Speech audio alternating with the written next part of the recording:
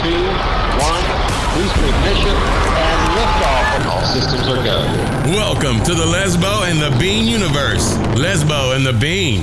LaTB, LaTB, where mixed martial arts and the UFC get silly. Big silly. Buckle up and move your tray tables to their upright position. And please, somebody shut that baby up. It's time for Lesbo and the Bean. Welcome back. Episode 120 underway.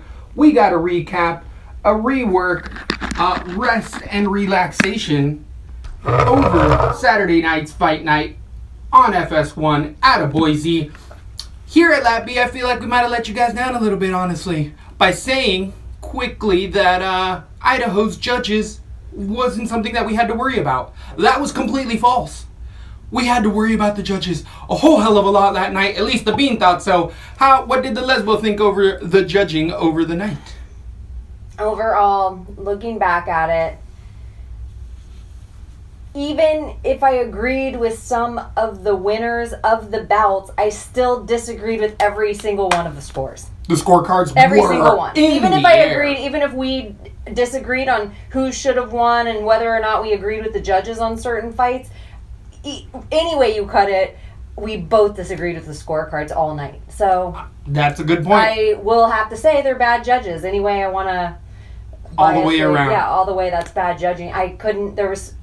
It's like one of the three judges you might agree with their score. That's really bad odds. That's bad odds. 100% truth right there. So definitely something we have to watch out for anytime we go to Hopefully Idaho we're again. not in Idaho anymore. But then actually another thing to think about, the quality of fights on this card were Idaho quality. Some of them, there was some fun ones. No Definitely. hate Idahoians. I did want to... Idahoites. What do they call them? Idaho Knights? I don't know. Are they potato heads? That's kind of a good... Cheeseheads are Wisconsin, potato head. That would be clever. Right? So, there was some fights, though, over the night. That did make me want to pull my own eyes out of my Idaho. I don't sockets. even give a shit. I I'm don't going to give a say shit F either. Idaho and the people from there, because if anyone else watched it, F them, I don't care. The Bean might love you, Lesbo does not. You guys couldn't even show out. I don't know how outpriced the UFC made those tickets. Good point. But the front 3 rows had empty chairs. In the main I've event. never seen that. Main event. Main event. Front Main 3 event. rows empty chairs. I've never seen that. What the hell? I do think it's a little bit of both, though. UFC overpricing the tickets like they tend to do, as well as not having a rich industrial complex to follow around. I mean, potatoes sell a lot, but you're getting fractions of a cent to the dollar every potato. So people don't have big bucks for those $1,000 seats up in the front row for Dos Santos, Santos would? fucking Yeah, even good off. point. Like, really, I'm going to pay that much money for that fight? But from the bottom to the top, if you stayed away from this fight, you made a whole lot of money, because it was one of the worst fights all year, honestly. There was a few of those this fight night, and starting out with the rescheduled Aguilar versus Jody Escobar, this is a double fade from this point out for me on Escobar. Horribly low fight IQ. Aguilar had an okay gas tank going into the third, but again, both of these ladies... Were there more punches thrown in this fight or Derek Lewis versus Nagano? Definitely this fight. There was Just more. saying. There Just was saying, more. haters. But It was an awful fight. I made pizza dough. I was in my kitchen during it. And that was probably the smartest move of the night. If Biggest I win of the would've night, heard making any pizza excitement dough. out of Jimmy or John, I would have ran in. But I did not hear even someone go, oh, or ah, or a... Not at nothing. all. They started talking about and Ronda Rousey. Yeah, let's every time there's nothing to talk about, we're going to talk about Ronda Rousey. This is the truth. One of the biggest things with Escobar that I'm going to have like Brendan Schaub and Dana White. Every time there's nothing to talk about, we were waiting to get there. Well, that's more exciting than That this is whole more fight, exciting, right? especially than this last fight that we ended up seeing. But if you don't know, you haven't heard, Eskimo family coming in the UFC all the way around, Ronda Rousey getting thrown under the bus, shrapnel Right hitting under her for no reason. out of nowhere. She was chill. She was having a picnic, laying out in the sun, and She all of a get sudden, paid. yeah. There you go, right into it. Dana White officially, supposedly an Eskimo brother, which we're all jumping to conclusion. Should we tell, if you don't know, where you been? Where you been? This is the biggest thing to happen in UFC since, like, Last week. Conor McGregor fought Floyd Mayweather.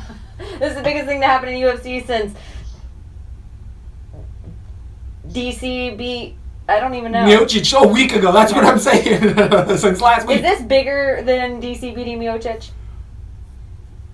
Barely under, which is horrible that it's even up in that marker of MMA news. But it has gotten a lot of shine due to the fact of Bishop, loose lips, sinking ships. So, Adesanya posted a video of Brennan Schaub's Below the Belt podcast of Brennan talking shit about kickboxers and how the style just doesn't translate well to MMA. And it had a bunch of, like, GIFs at the bottom of, like, Yanni guys, and, you know, people are like, man, what is this guy talking about? If you haven't seen it, you can look that up. And then Adesanya puts his finger on Brennan Schaub's mouth and goes, shh, and shuts the computer.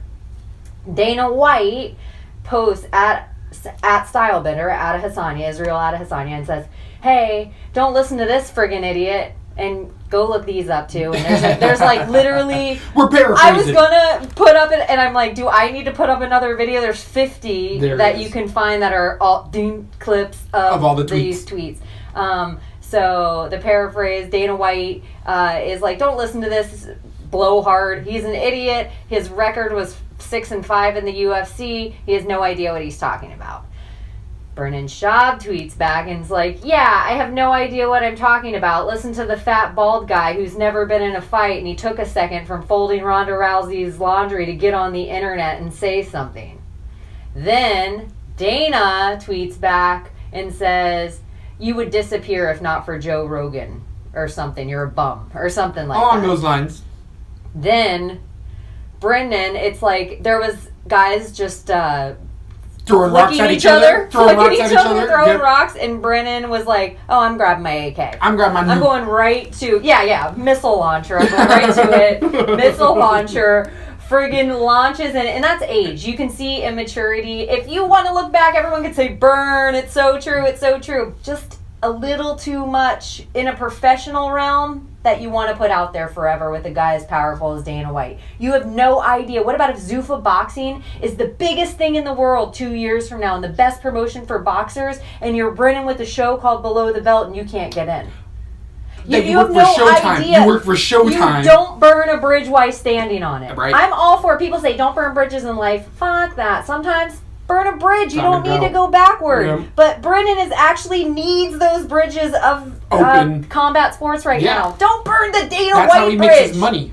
Don't burn the Dana White bridge right now. Anyways.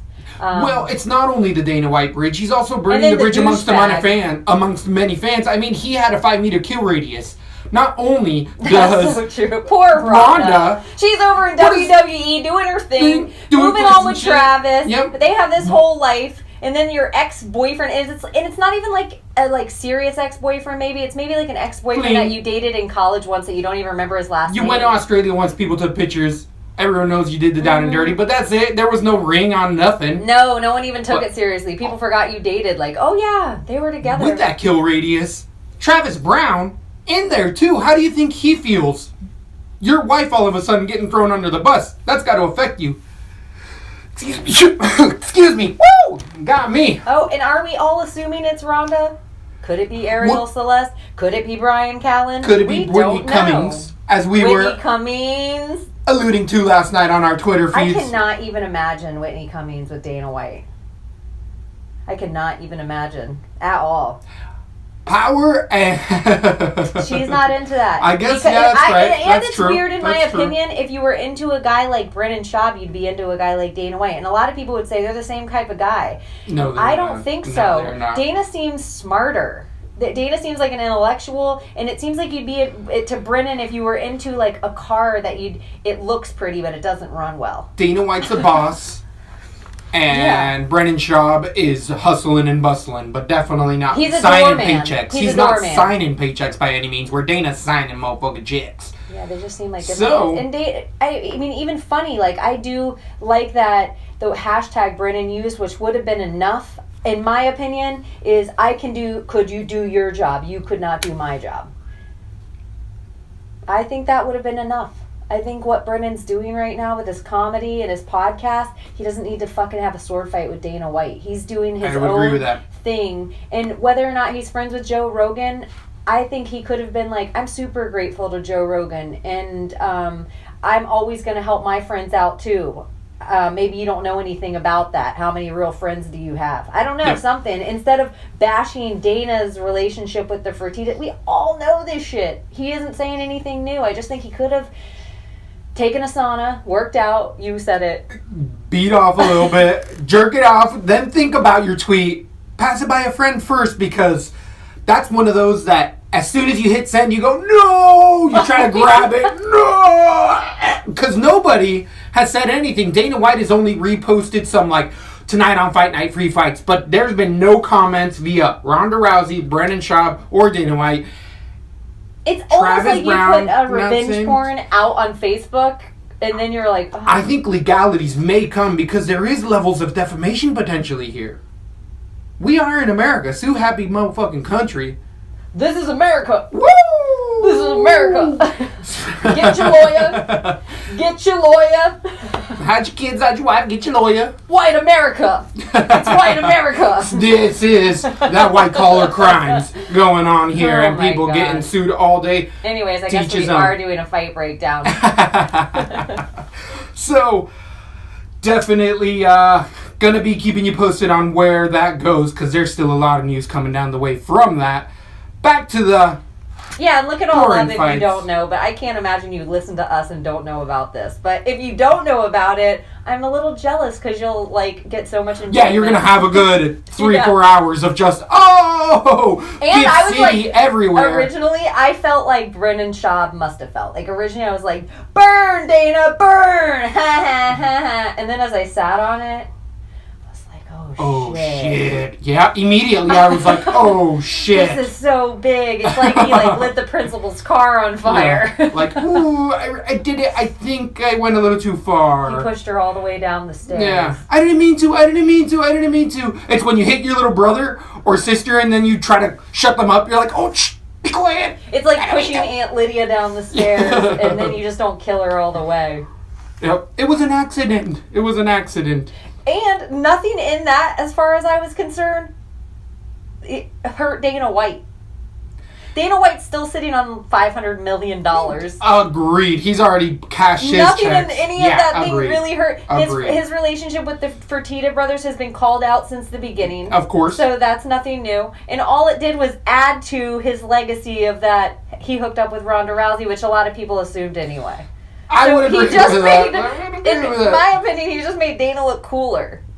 To an extent, the only thing I can think of is the whole marriage thing, but as we were saying in the background, people at this level have arrangements where it's, I guarantee you the arrangement Mrs. White has is, don't let anyone else know about it, and we good. Which you officially drive your broke Bugatti, you fly in your private jet, you carry your Birkin bag, You keep my credit card full. You keep my credit card full, and I raise your kids. Shut the fuck up. Yep, that's it. As long as it doesn't get out, I'm sure she's okay with it. It got out, so that's where I see But these he is in legalities trouble coming. because it got out. Yes. Because the wife's like, look, motherfucker, Yep. you made me look like a fool to our kids. And that's exactly it. I am supposed to be the queen. I want all of our daughters to be seen as queens. I want men to treat them good.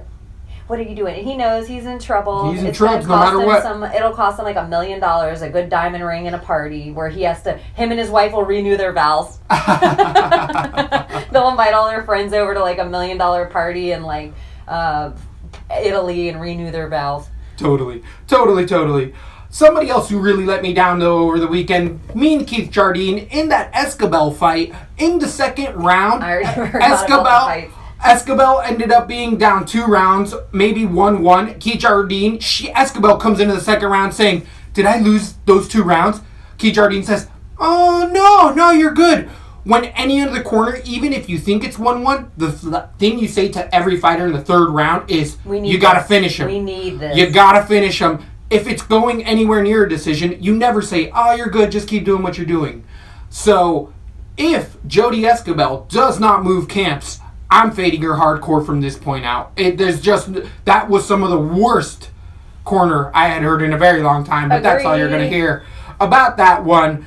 Fade on both of them. Then we went on to the bantamweight division. Mark De La Rosa defeating Elias cousin Pettis, Garcia, coming off of the looking for a fighter. Submission round number 2. De La Rosa didn't look that good against Elia, but that experience really showed off in this fight. Did whatever he wanted. Garcia started to fade after that first round heavily after a few of those body shots on the ground. Really got overwhelmed. I had De La Rosa in a lot of my cards, and he really paid off with over 100 points on DK. Awesome. I did not have him anywhere. Did you end up having Garcia anywhere? No. I don't think so It didn't either. hurt me really bad. Uh-huh. It was like Garcia looked like Pettis. like Pettis.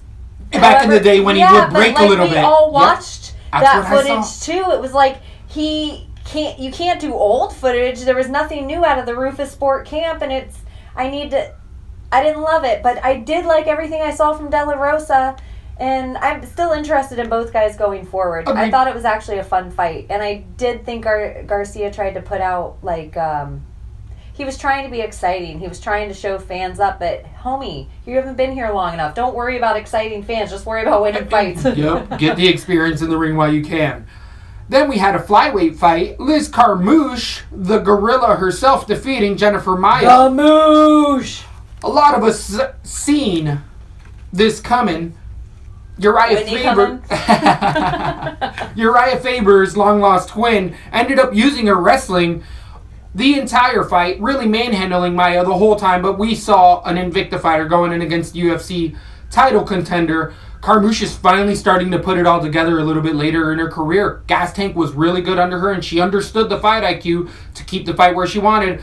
I think we got a dark horse back in the division with Carmouche. Maia, you need your cardio and your off of your background game to really step up. But you learned she's going to grow more from this fight than any fight she's had before. We've seen it before. How do you feel this one went down? One of the nicknames for my cat is the Moosh.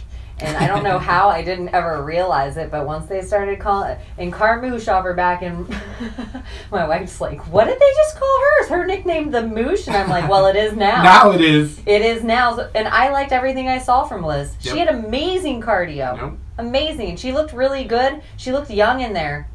Was that the 125?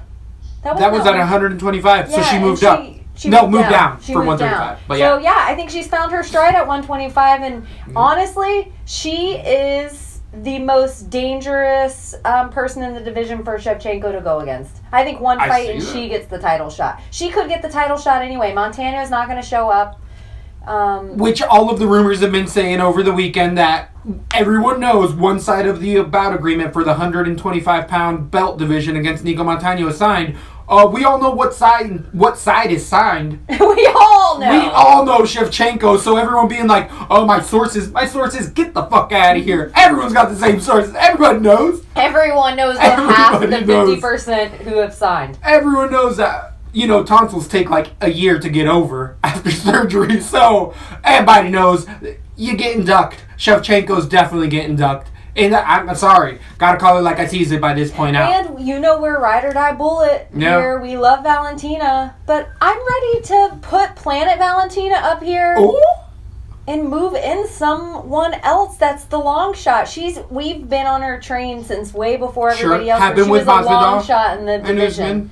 So I'm ready to pick a new woman. Maybe it's the Moosh. Who knows? But I'm ready to pick somebody else. I just feel like we're not going to lose Valentina. Sure. But Sure, she makes it on the Wall of Fame. Yeah, I'm like, come on. We all know she's a champion of 125. Everybody knows it. Everybody knows it. If you don't know it, you ain't watching. So, still growing in the divisions, fun stuff coming around. Actually, one of the better lady fights we had over the night was this Maia versus Carmouche as far as technique-wise. Great ground control. I just watch it again. Watch those transitions. Then we went on to the featherweight division, 145 pounds, debuting Rioni Barsolis, defeating Kurt Hollabaugh in an uppercut from hell. It was a fun fight. It was a hell of a fun fight. I didn't think Barsolis was going to be able to keep that pace up, and he did for all 3 rounds. Crazy strikes, tons of power from Barsolis. 5-time national champ out of Brazil. That one ended up slipping my mind a little bit. Hollabaugh looked good in there, eating all those shots, but death by 1,000 power punches. Because All right hands. All right All hands. right hands. The finishing composition. Uppercut. Uppercut, straight right to a uppercut. And then like from his hips. Unreal. Oh, unreal. Definitely the wrestling as well. The timing from Barcelos in those shots were unreal in that first and second round. We got a heavy motherfucking hitter at 145. I overlooked him. I gave a little too much high. I still think Holloway is somebody to watch. I think Holloway beats a lot of guys with what I saw. Good head movement, good transitions, good wrestling defense, but it was that pace. That cardio that Barcelos had is going to put a lot of people out of it. I guarantee it. Pace with power. With very IQ, dangerous. he was throwing in takedowns after those power shots right off. It was beautiful stuff. Really, really, really fun fight to watch. I don't like know both how of I those feel guys. about Holloway going forward. I didn't like how many of those shots that he ate, and I thought his head stayed too much on the center line. I am a little, but I want to see him fight again in the UFC. It was exciting in there. Everything from Barcelos, wow. I can't believe that I was Overlooked what an that. exciting fight, but also that maybe it wouldn't have been as exciting if the dance partner wasn't there. So call. Holloway got to go somewhere with him. I like both guys going forward. Maybe depends on who their dance partners are, but well, you'll have to remind me about Barcelos. I might not remember this. Definitely. I might not remember this night. I agree with that. It does get a little fugazi the later we get onto it. And this is one of the main reasons at Flyweight we had different opinions here. But said Nurmagomedov, or Saeed, ended up defeating Justin Scoggins in the Beans portrayal of one of the biggest robberies of the year. Lesbo doesn't seem to think so. But it was there was one knockdown in the second round for Scoggins and one takedown in the third round for Nurmagomedov. And that was really it. Other than that, the striking, did it double up? Did said double up on the striking? This is the one that we talked about 1,000 times. We did. In the first round, though, we thought was a 10-8. Was this the one? No. So many of them were so weird. Such a crazy night. I think this is the one that I actually thought Saeed had round 1 and 3, and Justin Scoggins had round 2. But and we with the Was knock, that it? yes, Was the knockdown in 2? And people are saying whether round 2 should have been a 10-8 because Scoggins knocked down Saeed in the second round. But with Scoggins' low fight IQ, what he did there that was very dumb. He didn't swarm him. He backed all the way up off of that knockdown where he should have swarmed on him and made a definitive 10-8. It should have been a 10-9, but it all depends on that first round where you gave it to. And I do believe Saeed edged out the striking by a fraction of a hair, like maybe 10 more strikes than Scoggins. Though that 10-8 round, that's for me. Anybody gets dropped, it should be an automatic 10-8. If you get dropped from a punch. To me, it's like a takedown. If somebody takes you down and you roll right back up, then like you have to control it a little in the end zone.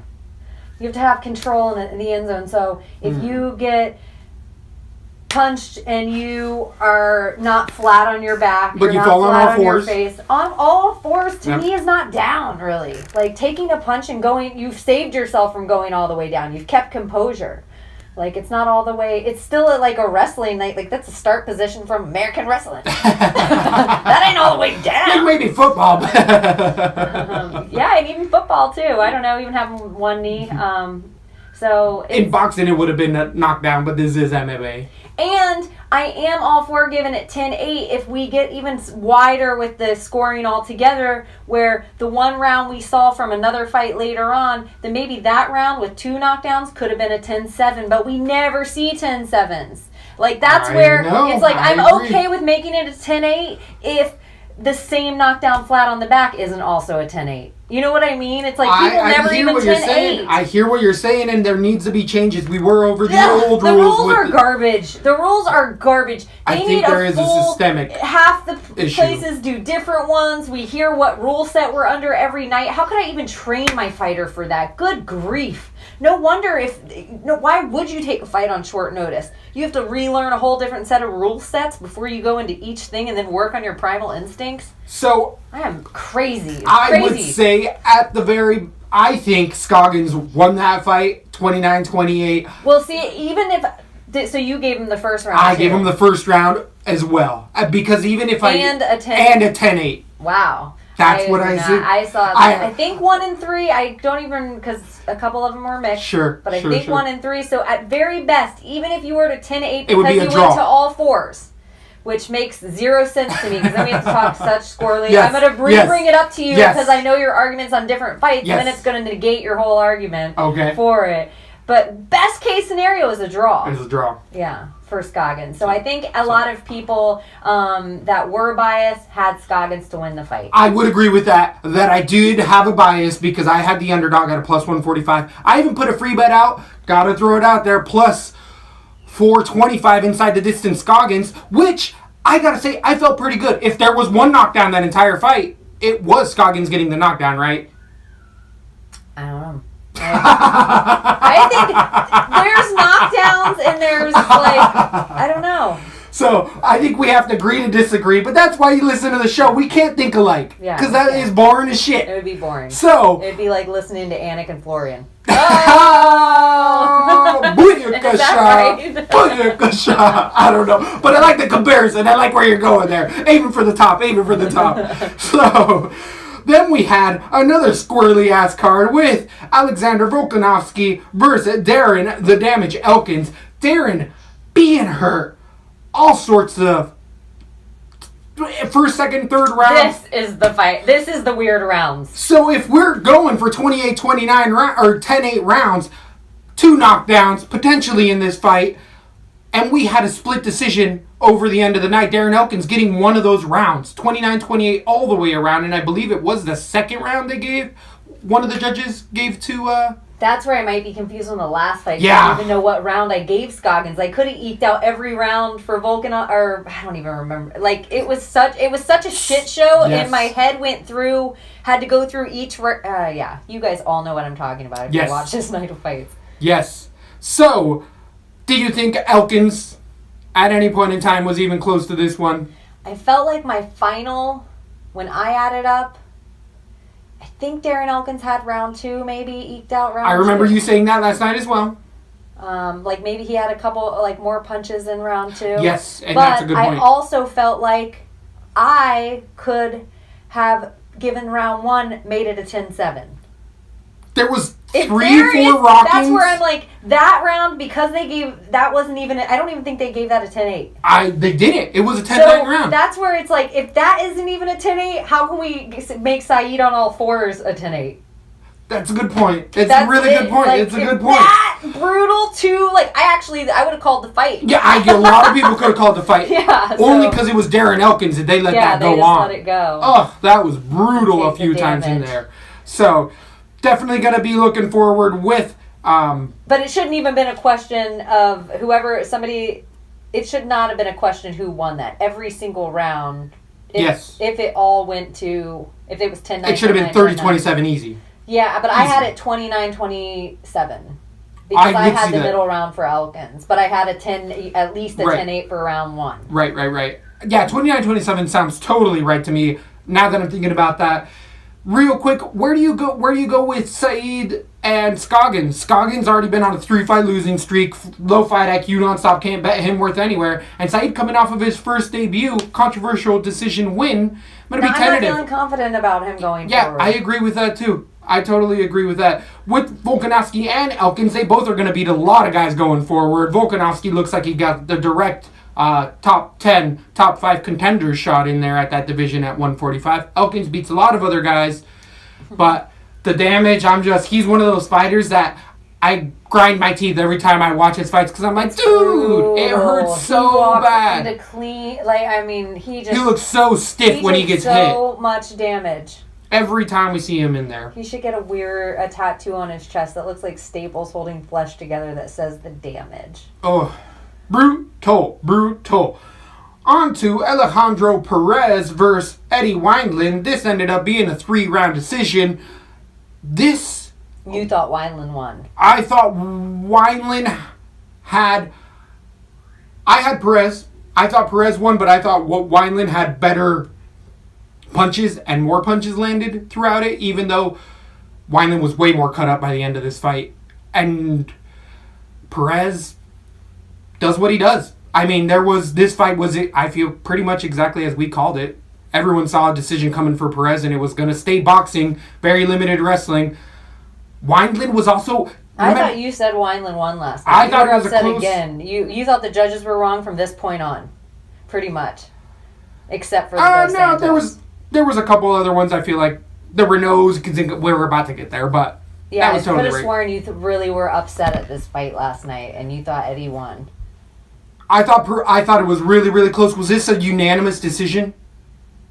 I don't know. I think it was close. I don't even. I think it was this close fight, too. honestly. I ended up having Perez as a decision. I thought maybe Wineland made it closer than it was. I'm tentative on either one of these fighters going forward. I didn't remember too much other than they got into a boxing match. And that was pretty much it for this fight. Mm-hmm. What do you do with either one? I don't really remember this fight. I mean, Exactly. I remember it. I feel like that both guys took a bunch of punches. I thought that, this is what I think of this fight. I remember it. It's all coming back to me.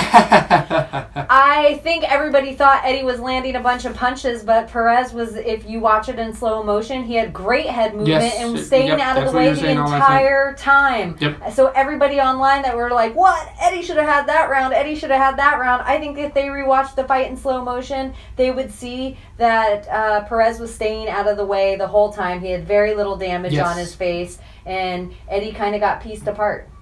That's what I think happened in the fight. Do you remember Eddie So I like Wineland? Eddie going forward. I'm interested in him. And Eddie. Or not Eddie, I'm sorry, Perez going forward. What's Perez's first name? Alejandro. Alejandro. So, do you remember real quick Wineland opening his mouth and like taking weird deep breaths that whole fight? He kept it was really, really weird. I don't know how I feel about that moving forward as well. His mouth guard was loose or something. He had his mouth wired shut from Eduardo back in the day over a couple years ago. So I'm like, ooh, is he having issues with that? Maybe something later, but... or maybe something that we will hear about. Yeah, he's like, oh, my pin fell out of my freaking jaw because it's wired shut, homie, through the wire. Then we had Kat Zingano defeating Marion Renault. Three-round decision. I thought judges were 100% spot on, but it was pretty one-sided. Kat Zingano getting takedowns on stop, fighting off all submission defense. I don't think I've ever voted against Kat, and I don't think I've ever voted on Marion. And this time, I did, and Kat looked amazing. Kat looked better than she has ever looked, she by far. She handled Marion Renault. Yep. Her Definitely takedowns one-sided. were crazy. Her body looked strong, really strong. She looked better than her last fight. I liked everything I saw from Kat Zingano. I think she's dangerous I think she's making an actual, where it's before when she was like, I want that Amanda fight. I was like, oh, no, Kat. But maybe another 1 or 2 wins. That division's not deep. It might be a rematch. Agreed, not deep Kat's at all. the only person to beat Amanda, right? Yes. Yeah, finish her. So that's, with knees. That's really There's an a interesting... There is. Did you hear that primordial scream at the end of the round? Joe Rogan's banshee scream. He loves that Kat Zingano. He loves that. She did it just for him. Yeah. She did it just for him. So, moving forward, it's going to be super tentative on Renault. 41. Definitely putting a showing in for the age in there. She's going to be back, and Kat put out a really nice tweet about her, like, you're a warrior, my sister, or something, and it's really nice. It's what's ladyship. As we've said it here at LaTB multiple times, the women's divisions are a bit different than the men's. 36 years old isn't old as it is in the men's division, and I think we're seeing that with Carmouche as well, as we were talking about earlier. The Moosh? The Moosh. Now that she's a bit later, but still, she's finally hitting her stride. They're not taking that head trauma. It's just a little bit different. Different game plans. Then we had the main card ended up starting with Kat versus Renault. Then we had Chad Mendes coming back after almost 3 years off of the sauce. And against Miles Jury, most people had Mendes, and he ended up finishing this round 1. Ended up hurting him with a set-up left hook, and then all over the ground. Miles Jury did defend, but it was probably 15 strikes semi-defended. Ref came in and stopped it. It was the right call.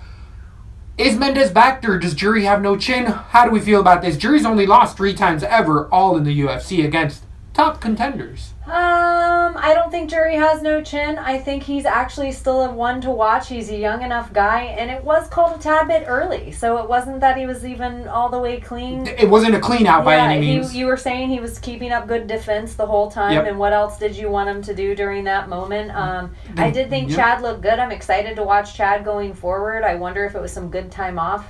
He shook off the ring rust well, but he's fighting champions at Alpha Male probably every day, so... I was excited. That was worth it. That was worth the whole night, just seeing Chad in the octagon again. If that was worth it, the next fight, Randy Brown versus Nico Price. Here, the Bean should have stayed on Nico Price. Been a moneymaker for a long time here at LaTB. I decided to go with the rude boy, and I was rudely interrupted. Nico Price getting a hammer fist finish off of his back. First time I've ever seen this in the octagon. He ended up swiveling Randy Brown's head into his foot and cupping it kind of darshish without having that shoulder in, and then finishing it with a hammer fists in the beginning of the second round. I mean, what do we have to say here? Nico Price, clear streak to the top 5, top 10 guys at 170 pounds. Power from everywhere, Nico Price. Very unassuming cat.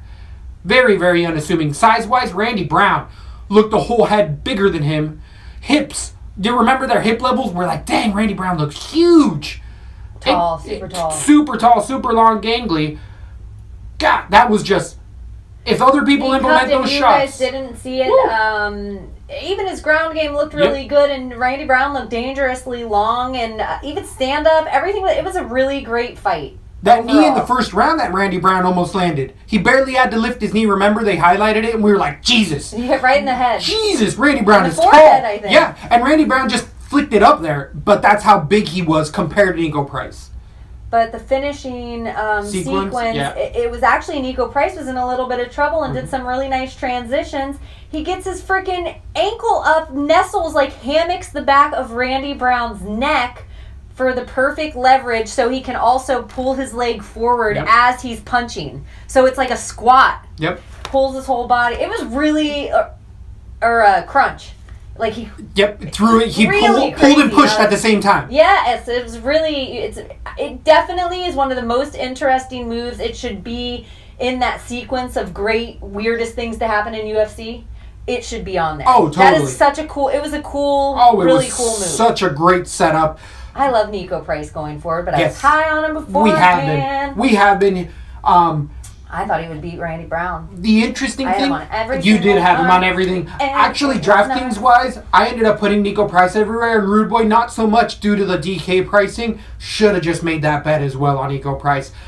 I'm overthinking these fights sometimes. The interesting thing that I want to bring up, though, in boxing, Lennox Lewis did this all the way to a title, where he would cup the back of the head and throw the punch. That's illegal in boxing because it doesn't allow the head to fully move back, causing the brain to then knock out. That's what Nico Price did on the ground. And if people start doing that, DC will grab the back of the head and throw that uppercut too. People are starting to figure that out with other limbs. Nico Price might be at the forefront of that after this. I would start to train that immediately. Well, John Jones, too, he grabs with the elbow. And then the elbow, exactly the same. So I think a lot of the guys are using it in different techniques. That was just a whole new one of using your body. What up, feet? Love that. What up, absolutely love that. Then we ended up going back to the 45ers at featherweight. Rick Glenn defeating Dennis Bermudez in a 3-round decision. This one, I don't care. I don't care at all. There is no way that you get 4 takedowns in 1 round and you don't win that round. Rick Glenn on one judge's scorecard had 30-27. I could see 29-28 for Rick Glenn for sure. First and third round potentially due to the output over Bermudez. But second and third. I don't remember what round it was, but there was a round where there was 4 takedowns. Second round. And we even looked up the strikes. 6 takedowns for Bermudez in the whole fight. Yeah, we even looked up the strikes, and Rick Glenn threw 8 more strikes than Bermudez in that round, and Bermudez took him down 4 times. 4 times. So Rick Glenn won the first round with just a little bit more output on the strikes, but then 4 takedowns in the second round. I would say that's a 10-9 for Bermudez, and then 2 takedowns in the third round for Bermudez. How much higher output did Rick Glenn have? I think it was 20 more strikes, though, in the second round compared to Bermudez's landed. Yeah, I mean, he might have had more strikes in every one of the rounds, and then Bermudez had the 6 takedowns. Which we've seen multiple other fights, and I feel like there was or something. one fight earlier in the night where Nurmagomedov. He got 1 takedown in the 3rd round and won a fight, controversial fight. 4 takedowns, and it was a 10-9 round for Rick Glenn in the 2nd round. There's no way you can justify those odds at all. That fight, I did not understand how Rick Glenn won. I kept asking you, is he local? Is he from there? Because I do not understand. That one is one that is a robbery. I thought was a robbery. So, if the judges were a little off on that, they could have been rough earlier in the night. I thought there was 2 rounds to 1. For that. Bermudez. I didn't think it was all 3. I would agree. And there was 1 round that was close, but we were wondering if they were boxing judges only for it, and they didn't give 2 shits about takedowns. You know, like... But that's the inconsistency. That's the inconsistency of the whole sport. Night. The whole sport. With every single state. And commissions and all that. It's the hard part of betting. It definitely made it rough to watch. I wasn't super heavy on Bermudez, though, all the way around, betting-wise or anything. I played him on a few. I was a little disappointed that he lost that. And who did I think he was? Jimmy Rivera. I would agree. I would totally agree. I always get those guys mixed up. Didn't he just get knocked out in Orlando? Didn't we watch him get knocked out? And you're like, who was that? It was blending in my brain, all these fighters. Yeah, Bumski. I don't like Rick Glenn going forward. Oh, but this is what I think. I think. I think the fight was close enough that whatever. And the thing that cost Bermudez the fight is he walked out defeated the second the bell rang in the 3rd round at the end of the round. He walked out with his arms down. Rick Glenn walked out with his arms up. And I think everything matters. So Bermudez looked defeated you need to be confident. So if the fight is close... You need to... No, we talk about even I feel like we've said it on the show a few times, the importance of the training in the gym when that round's over of them putting their arms up. Yes. Like, I would always... Anyone I've ever fought, or anyone I've ever trained, I've said that. I'm like, you hate me right now, put your arms up. So like, anyone, anytime. Just listen to me here. It's the truth. In my opinion, it wasn't really a robbery. I won't say it was a robbery because now that I'm replaying it in my head, there were so many fucking screwy fights. Now that I'm replaying it in my head, it was a close fight, but Bermudez walked out with his arms down, and I think that cost him the fight. Replay it, watch it yourself, and you tell me what you think. You can even see him slap Rick Glenn on the back as acceptance of, good job, buddy, you won the fight. Good job, bud. Just saying, he looked disappointed afterward, but if you watch those last moments of it, I think it says it all. Alpaca-thesaurus, we might be talking at you. This might be a good little 3.5-minute breakdown where you can take the fight thing and break down the end and see what you thought. Yeah, it's a weird fight, and I know it's not a clicker. People aren't like hot into, what's going on with Rick Glenn? Good point. Good point. What's going on with Rick Glenn in the world? But it's just interesting that everything could matter, a psychological part of fighting that maybe people think about when they're leaving. I think that you're bringing up a very valid point, and it's ways that we can adjust our betting standards in order to make money. Gonna make that money somehow. Gonna figure out a way to look at these fights. Money Mendes. Woo! Then we had the co-main of the night, 170 pounds, Zach Otto losing to Super Sage Northcutt in the 2nd round. Dia Hammerfists. We see Hammerfists knock out maybe 3 times ever in the UFC. 2 of them being tonight. Throwing that out there. Wow. 2nd round. What I saw mainly in this fight is the game plan. It's the game plan of how to beat Super Sage. You take him down and grind him out. Otto did it for 2 rounds until he finally got hurt. What was the finishing sequence? Otto got hurt in those striking. Oh, shit. Oh, no. Oh, shit. Oh, no.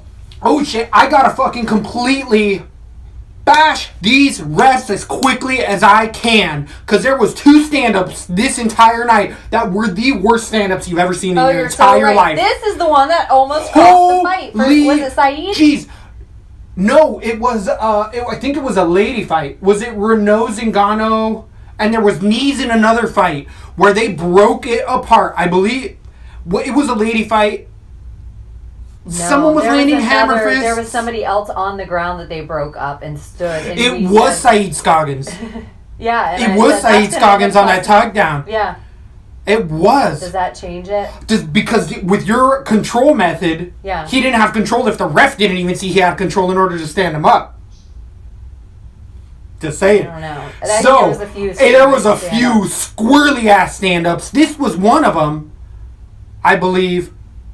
Or it was weird Who was break. the hottest guy of the night? Who was the guy that everybody had? Volkanovski. Or was that fight? Volkanovski, I think there was a few of the night, I but don't know. these ref Sorry, stand-ups, you guys. we had a couple people We might have retweeting it, drink too much Hendrix and smoke too many cigars. doing what we got to do to stay awake for some of these late night fights.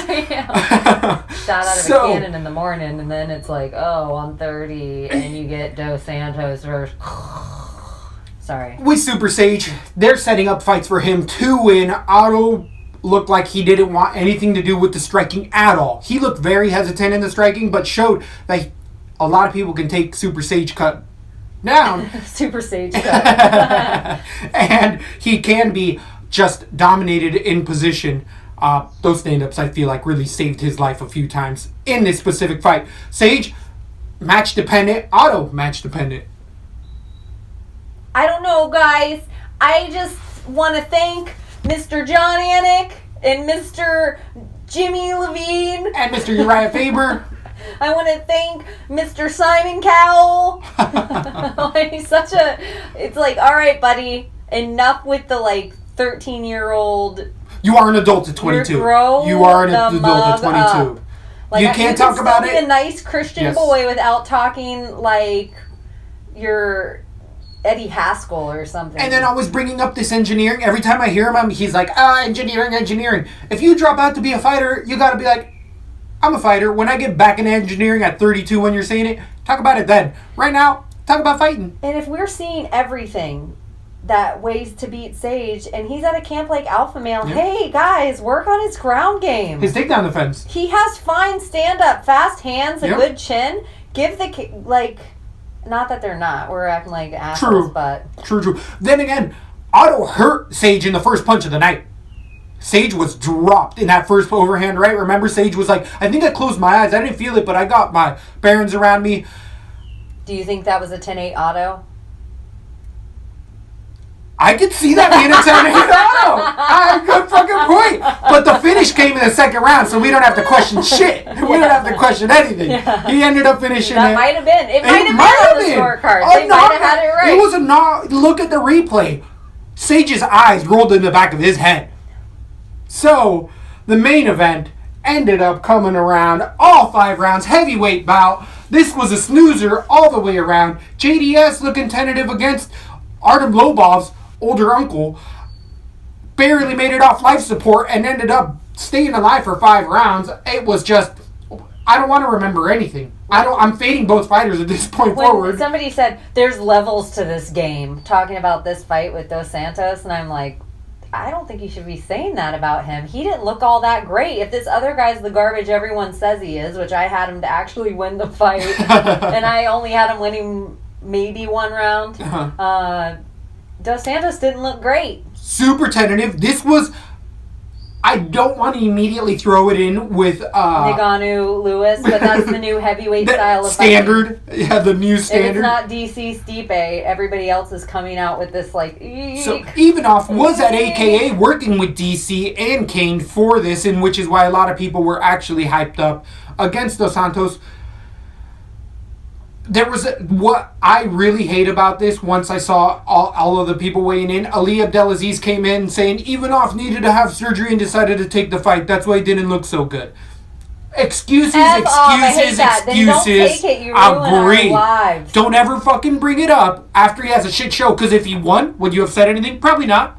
No. So you shut your damn mouth because it makes the sport just look that much worse.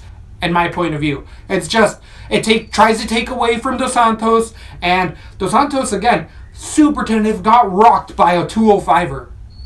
Yeah, I didn't love it. I don't like Dos Santos going forward, but I haven't liked him for years now. Both guys gonna really be super tentative. I'm super scared.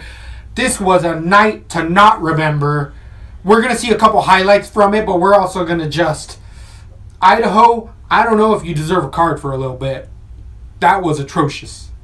And I don't know if it's your fault. If it's really your fault. I don't go 50-50 on Idaho. Oh, I'm upset.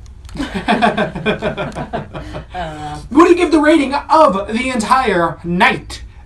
Out of 5 stars? Oh, Ooh. wait, no. I thought you were going to say 10. 10? Okay, let's go to 10. Because we like the 10 standard here. 4. 3.5, 4 stars. I like there 3.5. was some good fights. Oh, there was some gnarly knockouts. There was some good fights. Finishes. I just think there was a shitty ass cherry on the top. It was like you ate the whole cake and saved the cherry. till the Judges end, and refs. Again. Judges and refs were and awful. refs. Herb motherfucking Dean. In the main event. Eye pokes. So, you warn a fighter. You warn him again. He then pokes the eye. You give him a third warning, which shuts even off's eye. Let's stop putting Herb Dean in the main events. What is or going the co-main on? Or anything. Even look at the Derek Lewis and Nagano speaking Oh, of look it at again. the Dino Cormier versus Stipe Miocic. Like, yeah, exactly. Let's Are you stop with Herb Dean kidding and the Octagon at these And big I remember fights. telling you a few times, look at JDS's hands. He was moving forward with his fingers open. Multiple times open. So yeah, do we have fights coming up 3.5. this weekend? 3.5, yeah. That's a good score. 3.5. We do have fights coming up this weekend. We're going to keep it hot rolling. We have Anthony Smith coming in to murder Shogun. Hoo-ah! A lot of people. Who do you have? You just said coming into murder. Who you thinking? It's going to be another fight night. 134 on the way. There's some fun ones on that bout. Hopefully we get out of this little stump we had this last weekend. Are you going to tune in? Because I know everyone knows I am a little B-Shop lover sometimes. Are you going to be tuning into Fighter and the Kid or Below the Belt to hear if Brennan talks about it, or wait for the highlights? I'll wait for the highlights all on my Twitter feed. I just can't stand a lot of it. I really am curious, though, as the angle. Because Bischoff has already come back and apologized for a few things. And that's his MO. Like, all right, guys, I overstepped my bounds. I'm sorry. But I think he, like, as we said, burning bridges, you can't rebuild a burned bridge sometimes. You can't fool me twice. Fool me once, shame on me. Fool me twice, shame on me again. You can't fool me twice. All right, so I guess that's it. Thanks for listening again, and we will see you soon. Let's go the beat. Thanks for listening to LaTB. For all things Lesbo and the Bean, head over to lesboandthebean.com or follow us on Instagram, Facebook, and Twitter.